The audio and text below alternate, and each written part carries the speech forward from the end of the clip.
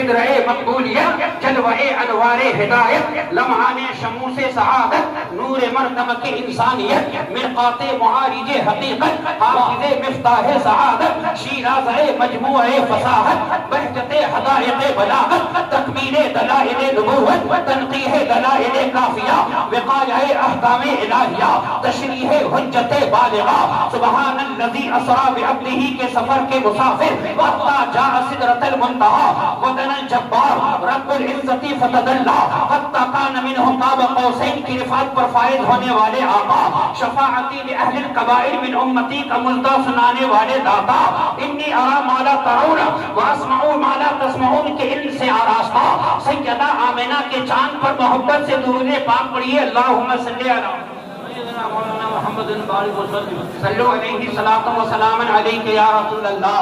عظیم المرتبت اعلیٰ حضرت کا تذکرہ ہو رہا ہے، حضرت بخش کے چند اشعار۔ اعلیٰ حضرت امام اہل سنت امام عشق و محبت رضی اللہ تعالی عنہ فرماتے ہیں، مدینہ شریف میں سرکار کی بارگاہ میں آپ خود اس رات شب معراج کی رات میں یہ اشعار پڑھ کے اپنے آقا کی بارگاہ سے آیا۔ سرکار اعلیٰ فرماتے ہیں، نظر ایک چمن سے دو چار ہے، نہ چمن چمن بھی نثار ہے، عجب اس کے گل کی بہار ہے کہ بہار یہ سمن یہ سو سنو یا سمن، یہ بنفش سن بولو نسترن، بولو سر بلالا بھرا چمن، وہی ایک جلوہ ہزار ہے، وہ نہ تھا تو باغ میں کچھ نہ تھا، وہ نہ ہو تو باغ ہو سب فنا، وہ ہے جان جان سے ہے بقا، وہی گن ہے بن سے ہی بار ہے، یہ سبا سنک وہ کلی جھلک، یہ زبا چہک لبے جو جھلک، یہ مہک جھلک یہ چمک دمک، سب اسی کے دم کی بہار ہے، وہ حبیب پیارا تو عمر بھر، وہ حبیب پیارا تو عمر بھر، کرے فیض جود ہی سر بسر، ارے تجھ کو کھائے تپے سقر، تیرے دل میں کس سے بخار ہے، اور وہ وہابیہ نے دیا جسے لقب شہید و ذبیح کا، وہ شہید لہلِ نجد تھا، وہ ذبیح تیرے خیار ہے، اور وہ رضا کے نیزے کی مار ہے، اے رضا وہ رضا کے نیزے کی مار ہے، کہ عدو کے سینے میں غار ہے، کسے چارہ جوئی کا وار ہے، یہی وار وار سے پار ہے۔ نعرہ تکبیر، نعرہ لوگوں ذہن و فکر کو ممبر نور کے قریب کرو۔ وہ لوگ بخاری شریف پڑھاتے ہیں، یہاں تشریف فرما ہے۔ میں ابھی ایک بچہ شعر پڑھ رہا تھا اعلیٰ حضرت کا کہ سر عرش پر ہے تیری گزر، دل فرش پر ہے تیری نظر، ملکوت و ملک میں کوئی شے وہ نہیں جو تجھ پہ علا نہیں۔ اعلیٰ حضرت کا شعر صحیح پڑھا کرے ہے نا۔ میں اس پر بخاری شریف کے ایک حدیث پاک جانشین حضور سرکار مفتی حسن صاحب قبلہ کی توجہ کا طالب ہوں، میں پڑھنا چاہتا ہوں، اجازت ہے؟ اجازت۔ حوالہ سنیے، اگر کوئی کہے کہ اعلیٰ حضرت نے تمہارے شعر لکھ دیا، اس پر کوئی دلیل ہے؟ سر عرش پر ہے تیری گزر، دل فرش پر ہے تیری نظر، ملکوت و ملک میں کوئی شے وہ نہیں جو تجھ پہ آیا نہیں۔ آئیے بخاری شریف کتاب المغازی باب السہم وغرب الفقتلہ کی حدیث پاک پڑھ رہا ہوں۔ حضرت انس رضی اللہ تعالی عنہ حدیث پاک کے راوی ہیں۔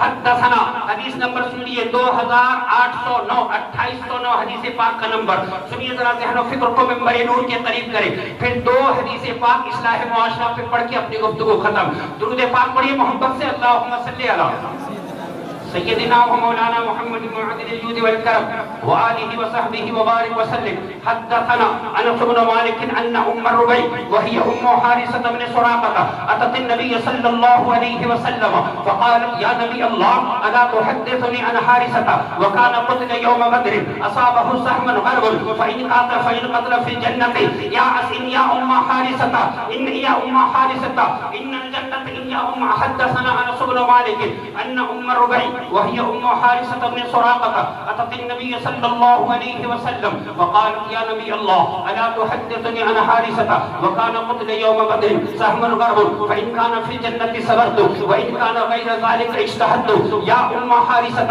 انها جنان في الجنة وإن ابنك اصاب الفردوس الاعلى۔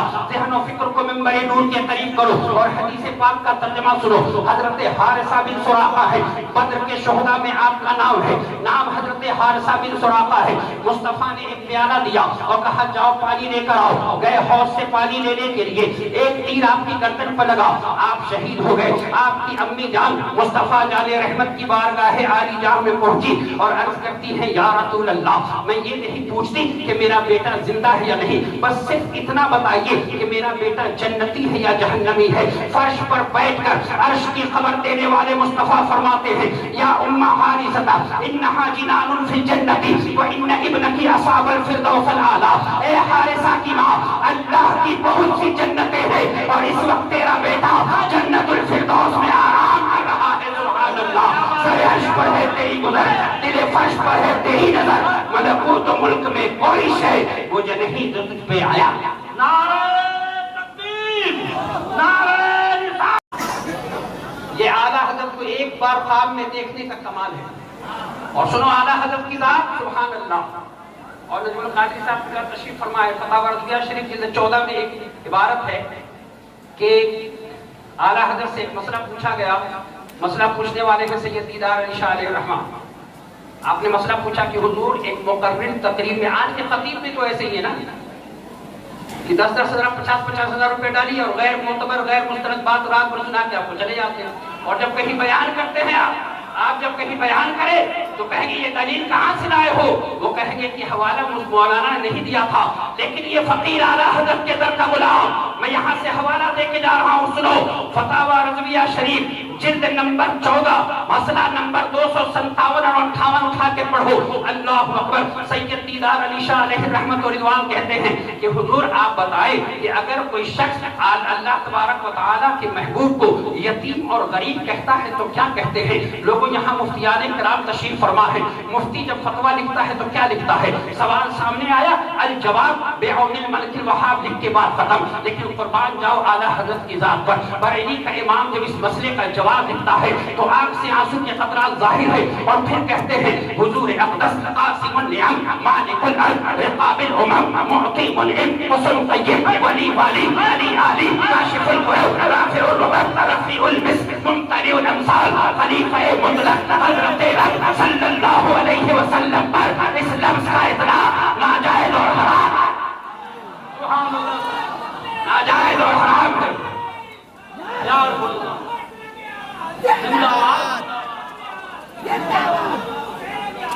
ملک سخن کی شاہی تم کو رضا مسلم، جس سمت آ گئے ہو سکے بٹھا دیے ہیں، اور تیرا قد تو نادر دہر ہے، کوئی مثل ہو تو مثال دے، نہیں گل کے پودوں میں ڈالیا کہ چمن میں سر و جمع نہیں، اور کروں مدح اہل تو والرضا، بڑے اس بلا میں میری بلا کہ میں تقدا ہوں اپنے قریب کا، میرا دین پا رہے نانے۔ زندہ باد، زندہ باد۔ بس ایک حدیث سبحان اللہ، سبحان اللہ۔ لوگوں یہ دو شعر کا فیضان نہیں ہے، ایک شعر کا فیضان نہیں ہے، دو شعر کا فیضان ہے۔ ایک حضور شیر نیپال میرے مرشد اجازت کا فیض، اور دوسرے حضور شیر بہار کا فیض۔ ایک سفر المظفر میں چلا گیا، دوسرا ربیع النور میں چلا گیا۔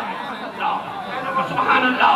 آؤ لوگوں حدیث پاک سنو، محبت سے درود پاک میں اللہم صلی علی محمد بارک وسعدنے جود والکرم۔ ہاں میں کہہ رہا تھا نوجوانوں، تمہیں کہہ رہا ہوں کہ آج کا نوجوان ہمارا اللہ اکبر نعت پڑھنے والا نعت پڑھے گا یوں پیسہ اٹھا، ارے یار یہ کیا بے ادبی ہے، کیا بے ادبی ہے۔